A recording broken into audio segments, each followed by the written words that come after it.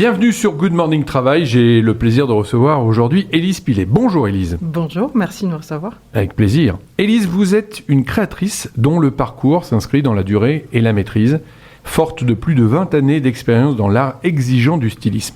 À travers Bonjour Basile, vous avez choisi de réinventer le vêtement féminin, non par simple ornement, mais en repensant la relation intime entre le corps et la matière. Votre marque, empreinte d'une élégance discrète et d'une inventivité rare, propose le premier pantalon capable d'épouser les métamorphoses du corps féminin grâce à un système de réglage invisible, fruit de nombreuses expérimentations et d'une quête personnelle de confort et d'authenticité. Vous incarnez cette volonté de placer la femme au centre de la création en refusant les diktats de la standardisation et en affirmant que ce sont les vêtements qui doivent s'ajuster à la vie et non l'inverse. Seul à la barre, vous orchestrez chaque étape du dessin à la livraison avec une exigence et une passion qui confèrent à votre démarche une dimension profondément humaine et novatrice. Élise, vous évoquez un problème universellement partagé par les femmes concernant le confort des pantalons.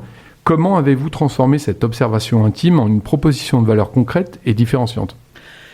Alors Bonjour Basile est né d'un constat, c'est un constat personnel d'abord, c'est que moi je ne suis jamais à l'aise dans mon pantalon quand je m'assieds, quand je suis pendant mon cycle, quand j'ai mangé. Et ça, c'est assez universel, puisqu'il y a aussi des hommes. Mais il faut bien commencer par un côté et tirer un fil d'un côté. Donc j'ai commencé par les femmes. Et j'ai commencé par interroger environ 150 femmes. Et c'est quasi unanime, c'est 98% des femmes qui ont un problème avec leur pantalon. Et il faut savoir que les femmes portent un pantalon 6 jours sur 7. Donc pendant 6 jours sur 7, elles sont pas à l'aise dans leurs mouvements.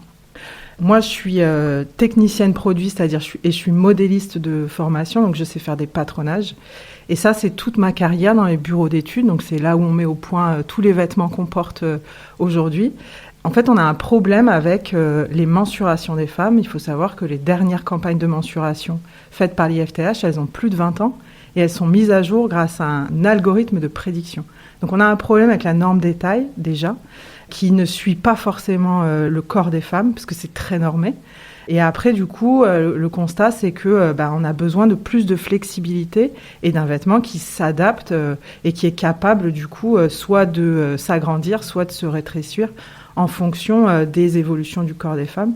Pendant un postpartum ou pendant une ménopause, on a le corps d'une femme qui peut, et notamment son tour de taille, puisque c'est un des gros sujets sur le pantalon notamment, qui peut évoluer jusqu'à 8-10 cm. Donc moi j'ai fait 1 an de recherche et développement en faisant des patronages et en faisant des prototypes dans mon atelier pour trouver la bonne combinaison d'un système qui s'ajuste automatiquement au corps des femmes sans qu'elle ait besoin de faire quoi que ce soit dessus. L'objectif c'était pas que ça se voit, c'était justement que ça ne se voit pas, et en plus qu'elle n'ait rien à faire dessus. Donc dès que la femme s'assied, si son tour de taille s'agrandit, le système qui est auto-ajustable s'agrandit, et dès qu'elle se lève et qu'elle n'en a plus besoin, du coup il revient à la taille normale en fait. Vous avez utilisé tout à l'heure un terme, un acronyme. C'est quoi ? Vous voulez nous préciser ? Oui, alors l'IFTH, c'est l'Institut français du textile et de l'habillement. Il est chargé de normer, donc c'est quasiment le seul organisme qui est chargé de prendre des mensurations de façon assez régulière et de délivrer aux marques, alors soit de façon générique, soit suivant leur cible. Ils ont plusieurs façons d'accompagner les marques. Et de donner du coup des mensurations de corps nus, puisque c'est à partir de mensurations de corps nus qu'on ajoute de l'aisance pour faire un vêtement ou qu'on en enlève suivant les typologies de produits. L'IFTH, c'est un organisme très sérieux, mais c'est vrai que les mensurations des femmes et les femmes ont beaucoup évolué, elles sont beaucoup plus grandes et elles ont pris un peu de poids aussi. Et suivant la cible qu'on a, on n'aura pas tout à fait les mêmes mesures. Pour une marque, c'est beaucoup d'argent pour avoir les mensurations qui sont vraiment définies par rapport à sa cible. Et c'est souvent ce qu'on m'a dit quand dans les bureaux d'études, on avait envie ou besoin d'avoir des mensurations plus fiables, c'est que c'était trop cher. Alors vous avez interrogé 150 femmes. 150 femmes, ouais. Comment vous avez fait au téléphone, sur LinkedIn ? Alors j'ai fait un questionnaire quantitatif, avec des questions fermées, des questions ouvertes. Il y avait une quinzaine de questions. Les femmes pouvaient répondre directement sur leur téléphone.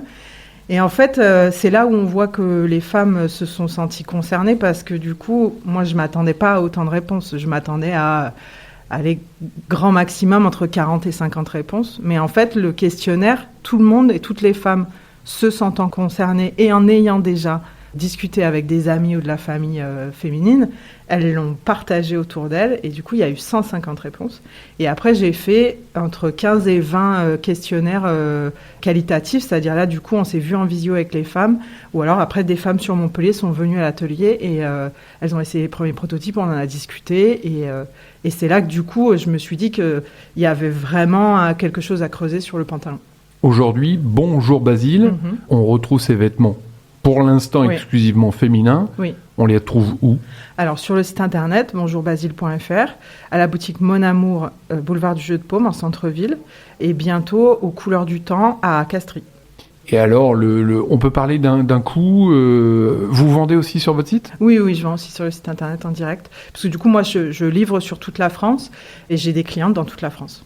Et le coût d'un pantalon ? Alors le pantalon, il est vendu entre 120 et 150 euros. Mais il est écologique. Exactement. Alors, ça me tenait aussi à cœur, un des piliers de la marque, c'est aussi l'éthique. Moi, ça fait 20 ans que je suis styliste et c'était important pour moi d'avoir une fabrication raisonnée.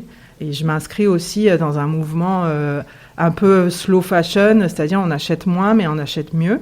Donc il y a toute une partie de la production qui est fabriquée dans un atelier en Tunisie, qui est un atelier qui est certifié SMETA. Et je suis assez transparente en fait sur les ateliers avec lesquels je travaille, parce que je trouve que c'est important qu'on sache et qu'on prenne conscience, que la consommatrice prenne conscience de comment sont fabriqués les vêtements.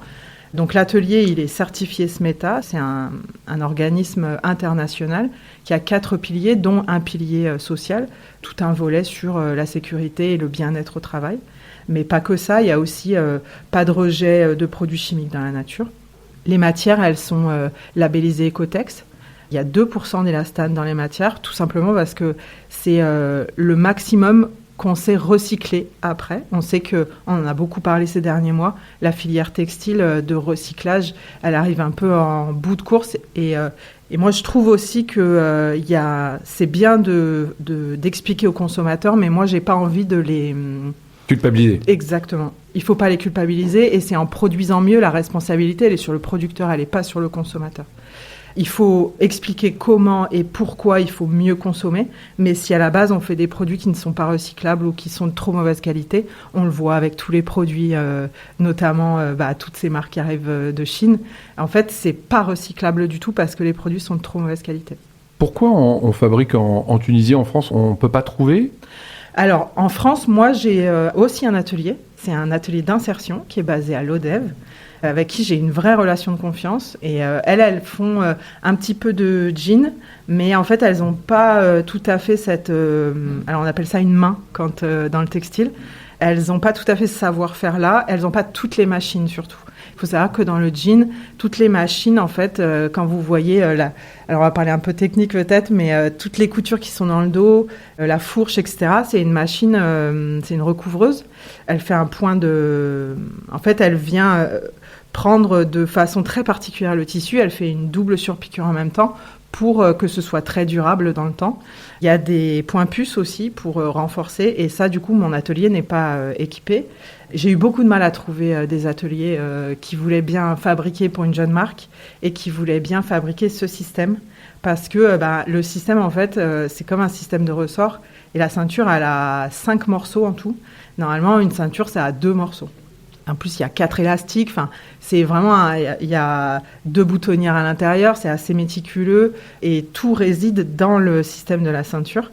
Et du coup, on m'a souvent dit non. Donc, du coup, j'ai ces 2 ateliers-là qui remplissent à la fois tout le cahier des charges de la marque, du côté éthique, mais qui aussi ont bien voulu m'accompagner et m'ont fait confiance. On a compris que vous étiez là pour aider les femmes et en parallèle un projet industriel, entrepreneurial. Alors ma question, elle est plus sur la dimension entrepreneuriale. Comment on passe de styliste dans des grosses machines à créer Bonjour Basile ? Alors, on se fait accompagner. Ça, pour tous les entrepreneurs qui ont une idée, qui ont une bonne ou une moins bonne idée, il faut se faire accompagner. Moi, j'ai commencé il y a un peu plus de 2 ans au Premier Occitanie, qui est une association qui est dirigée à Paris par Kelly Massol, qui a pris la direction l'année dernière et qui fédère du coup autour d'elle plusieurs associations locales. Il y a une association, les Premières Occitanie, et là du coup, pendant les Premières Occitanie, donc c'est un programme sur plusieurs mois et en fait on nous aide, il y a des coachs, on nous prépare au pitch, on nous prépare au business plan, ça s'invente pas en fait. Et on peut avoir des capacités d'adaptation, on peut être très intelligent, mais comprendre tout seul un business plan ou comment on fait un bon pitch, tout ça, c'est beaucoup d'heures de travail et il faut être accompagné. Donc du coup, j'ai fait les Premières Occitanie. J'ai aussi été accompagnée par le BIC de Montpellier sur quelques mois. Qui fait beaucoup qui fait énormément pour l'entrepreneuriat. Exactement. Et puis aujourd'hui, je suis à Flex, à 7. Voilà. Et c'est quoi la plus grande difficulté sur votre rôle multicasquette ? Alors après, ça, je pense, c'est assez personnel. Pour moi, c'est endosser le rôle du commercial. Voilà. Parce que quand on est créatrice, je suis dans le design, moi, quand même, industriel. Donc, j'ai plutôt ce caractère et cette expérience d'avoir les pieds sur terre. Mais quand même, le commercial, c'est un vrai enjeu pour la marque. Et quand on est entrepreneur, il y a des fois, ça nous échappe un peu. Et la mise sur le marché, aller tester tout de suite son marché, aller rencontrer des gens, aller rencontrer d'autres entrepreneurs, aller rencontrer les femmes qui vont acheter ou les personnes qui vont être les futurs distributeurs de la marque, ça, il faut s'y confronter très, très vite. Et le commercial, nouer des relations commerciales, en tout cas pour moi, c'était pas inné. Qu'est-ce qui est plus compliqué ? C'est la timidité ? C'est parce que vous êtes technicienne et que vous êtes un peu dans la recherche ? Oui, parce que j'ai pas forcément cet esprit, parce que commercial, ça s'improvise pas. En fait, on apprend qu'il y a quand même des règles, qu'il faut toujours avoir une vingtaine de prospects dans son pipe, qu'il faut aller les rencontrer, il faut les interroger. Et après, il y a toute la négociation commerciale aussi derrière. Et quand on est créateur, on n'a pas forcément tous ces réflexes de signer un contrat, c'est-à-dire on est un peu plus quand même dans la recherche, la création et un peu moins dans le commerce. On peut pas être partout. Mais après, c'est le nerf de la guerre quand même. Alors comment vous faites aider sur la vente ? Sur la vente, justement, le principal enjeu, c'est de se faire accompagner et d'avoir cette rigueur. C'est-à-dire d'avoir ce qu'on appelle un CRM. C'est un tableau ou un logiciel dans lequel on rentre tous ces prospects et puis on les rappelle et puis on ne se décourage pas quand on a 8 noms parce que ce qu'on nous a aussi appris, c'est que quand on a eu 8 noms, on est quasiment sûr qu'il y aura 2 oui dans les prochains appels. C'est mathématique. Ouais, c'est la règle commerciale, mais c'est une réalité. Ouais. Qu'est-ce que la radio peut vous permettre ? Là, un passage comme ça aujourd'hui ? C'est une mise en lumière, moi, je trouve, sur la région. Bonjour Basile, c'est ce qui me tenait aussi à cœur, c'est que ce soit une marque du Sud, dans l'image de marque aussi, que ce soit assez solaire comme marque. Et moi, ça me tient à cœur aussi que ce soit une marque du Sud de la France. Donc, c'est faire connaître la marque au plus grand nombre et une vraie mise en lumière sur Bonjour Basile. Aujourd'hui, votre développement sur vous avez un PrestaShop ou Oui, un Shopify. Un Shopify. Ouais. Donc vous pouvez vendre en ligne. Exactement. Donc là, maintenant, on peut aller sur Bonjour Basile et acheter. On trouve ces mensurations. Si jamais on se tombe sur les mensurations, on peut faire un retour. Il y a les retours et les échanges sont gratuits pendant 14 jours. Et après, vous pouvez aussi prendre rendez-vous en visio avec moi directement. C'est des rendez-vous d'une demi-heure. Et du coup, je vous guide, je vous explique comment ça fonctionne, je vous montre le système. Parce qu'il y a des fois sur les vidéos ou sur les photos, c'est pas tout à fait évident. Donc il y a aussi, la marque aussi, moi, j'aime bien être proche des gens quand même. Et c'est avec plaisir que je fais ces rendez-vous personnalisés avec des clientes. Vous avez compris, Élise n'est pas là uniquement pour prendre de l'argent, mais accompagner toutes ces femmes qui, au quotidien, ont des fluctuations de poids pour plein de raisons. Nous, les hommes, on a ça, mais c'est parce qu'on est oisif avec la bière, non ? C'est pas ça ? Oui, c'est vrai que les hommes ont globalement sont moins sujets à des fluctuations de poids. La marque aussi, ce qu'elle adresse comme problématique, c'est toutes les problématiques on en parle aussi pas mal de cycles. Il y a des femmes qui ont le syndrome du côlon irritable. Moi, j'ai plusieurs clientes qui se sentent mieux grâce à ces pantalons parce que du coup, elles étaient trop comprimées. Et d'autres syndromes liés au cycle menstruel, des femmes qui ont le ventre qui gonfle énormément, qui ont énormément de douleurs et pour qui c'est compliqué en fait d'être en pantalon. Donc effectivement, c'est plus lié à la féminité. Mais j'ai aussi des demandes pour les hommes. Donc c'est la prochaine étape. Exactement. Bonjourbasile.fr. Oui, tout à fait. Bon, n'hésitez pas, Élise est là pour vous accompagner. Merci Élise de Merci à vous. ce témoignage et on se revoit dans un an pour faire le point. Très bien. Merci beaucoup. Belle route à vous. Merci. Au revoir.